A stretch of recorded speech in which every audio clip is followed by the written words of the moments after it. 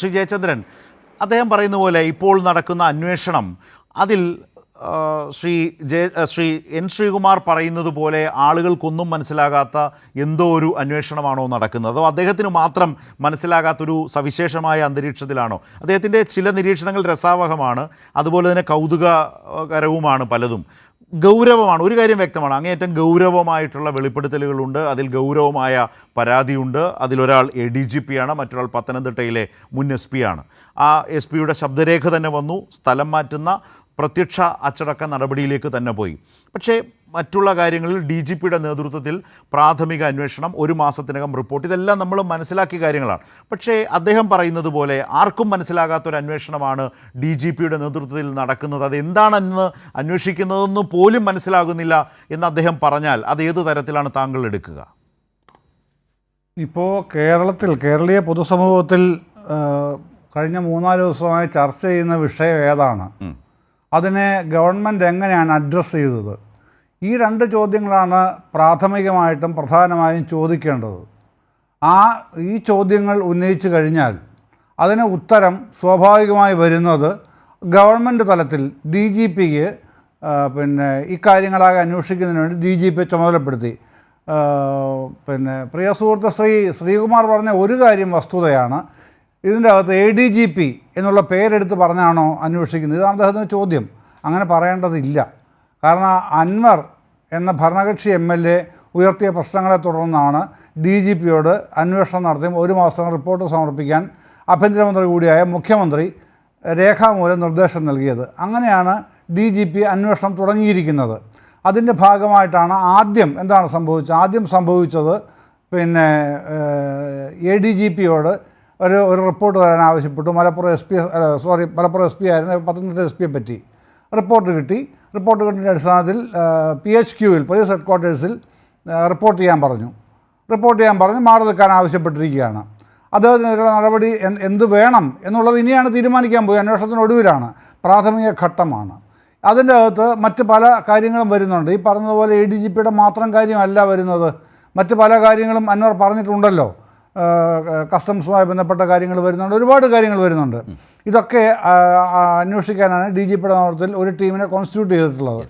അവരാണ് അന്വേഷിച്ച് 1 മാസത്തിനകം റിപ്പോർട്ട് ചെയ്യേണ്ടത്. അതിനിടയ്ക്ക് മറ്റൊരുപാട് നടപടിക്രമങ്ങൾ നടക്കാനുണ്ടാവുമെന്നാണ് ഞാൻ കരുതുന്നത്. ചില ആൾക്കാരെ മാറ്റി നിർത്തേണ്ടി വന്നേക്കാം, അതൊക്കെ ഉണ്ടാകുമായിരിക്കാം, തീർച്ചയായിട്ടും അതിന് വരാനിരിക്കുന്നു. പക്ഷെ മുമ്പിലുള്ള വിഷയം ഇതാണ്, സാങ്കേതികത്വം പറഞ്ഞ് ഇതിൽ നിന്ന് മാറി നിന്നാലും ജനങ്ങൾക്കിത് പിടികിട്ടാതിരിക്കില്ല. ഇത് സംബന്ധിച്ച് കണ്ണട ചിരുട്ടാക്കുന്ന ആരാണ്? ശ്രീകുമാർ കണ്ണട ചിരുട്ടാക്കാൻ താല്പര്യപ്പെടുന്ന ആളല്ല എന്നുള്ളത് എനിക്ക് വ്യക്തിപരമായി അറിയാവുന്ന കാര്യമാണ്. പക്ഷേ അദ്ദേഹത്തിൻ്റെ ഈ രാഷ്ട്രീയ താല്പര്യങ്ങൾ അദ്ദേഹത്തിനെ അതിൽ നിന്ന് മാറ്റി നിർത്തിയിട്ടാണ് ഇത്തരത്തിലുള്ള ഈ ശരത്ത് സൂചിപ്പിച്ചതുപോലെയുള്ള ചില കാര്യങ്ങളിലേക്ക് ട്വിസ്റ്റ് ചെയ്യാൻ നോക്കുന്നത്.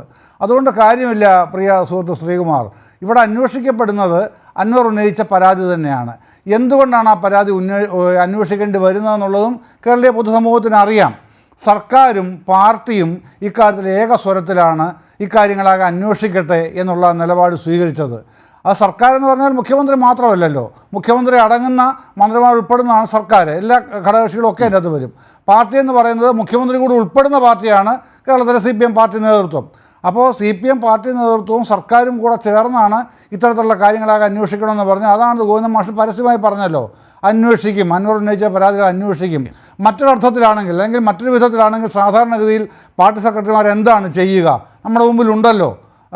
അല്ലെങ്കിൽ മറ്റ് രാഷ്ട്രീയ പ്രസ്ഥാനങ്ങളെ പാർട്ടി പ്രസിഡന്റുമാർ അധികാരത്തിൻ്റെ കാലത്ത് പറഞ്ഞിട്ടുള്ള കാര്യങ്ങൾ, MLAക്ക് തെറ്റിദ്ധാരണ കൊണ്ടാണ് അങ്ങനെയൊക്കെ പറഞ്ഞത്, MLAയുടെ തെറ്റിദ്ധാരണ മാറ്റാൻ ഞങ്ങൾ ശ്രമിക്കും. ഇതാണ് പാർട്ടി സെക്രട്ടറിമാരോ അല്ലെങ്കിൽ മറ്റ് പാർട്ടികളാണ് പാർട്ടി പ്രസിഡന്റുമാരോ മുൻകാലങ്ങളിൽ ഇത്തരത്തിലുള്ള ആക്ഷേപം വരുമ്പോൾ മാധ്യമങ്ങളോടും പൊതുജനങ്ങളോടും പറഞ്ഞിരുന്നത്. ഇവിടെ അങ്ങനെയല്ല, അൻവർ ഉന്നയിച്ച പരാതി ഗൗരവമുള്ളതാണ്, അത് അന്വേഷിക്കപ്പെടണം എന്ന് തന്നെയാണ് ഗോവിന്ദൻ മാഷ് പറഞ്ഞത്. പിന്നീട് LDF convener Shri TP Ramakrishnan പറഞ്ഞത് തന്നെയാണ്. മുഖ്യമന്ത്രി 2-ാം തീയതി കോട്ടയത്ത് പറഞ്ഞതും സമാനമായ വാക്കുകൾ തന്നെയാണല്ലോ. പുഴുക്കുത്തുകളുണ്ടെങ്കിൽ അത് അന്വേഷിച്ച് കണ്ടെത്തി അത്തരക്കാരെ ഒഴിവാക്കും എന്ന് തന്നെയാണല്ലോ പറഞ്ഞത്. അപ്പോൾ സത്തയിൽ ഇതെല്ലാം ഒന്ന് തന്നെയാണ്, അത് അഡ്രസ്സ് ചെയ്യുന്നു. PV അൻവറിൻ്റെ പരാതി അഡ്രസ്സ് ചെയ്യുന്നു എന്നുള്ളത് തന്നെയാണ് നമ്മൾ ഈ കഴിഞ്ഞ 3-4 ദിവസത്തെ ഇക്കാര്യത്തിലുള്ള ഇടപെടലിൻ്റെ അന്തിമഫലമായി കണ്ടുകൊണ്ടിരിക്കുന്നത്. ആ തരത്തിലുള്ള പ്രവർത്തികൾ ഇപ്പോൾ നടക്കുകയാണ്. അതുകൊണ്ടാണ് ഇന്നലെ പിന്നെ ഈ ഇന്നലേക്ക് മുമ്പുള്ള ദിവസങ്ങളിൽ മാധ്യമങ്ങളോടും പൊതുസമൂഹത്തിനോടാണ് പരാതി ഉന്നയിച്ചിരുന്നതെങ്കിൽ ഇന്നലെ ആ പരാതികൾ രേഖാമൂലം മുഖ്യമന്ത്രിക്ക് കൈമാറാനും ഒപ്പം ചില തെളിവുകൾ കൊടുക്കാനും ഇന്നത് പാർട്ടി സെക്രട്ടറി കൊടുക്കാനും Shri P V Anwar MLA തയ്യാറായിട്ടുള്ളത്. അതിലാണ് നമ്മൾ കാണുന്ന കാര്യം.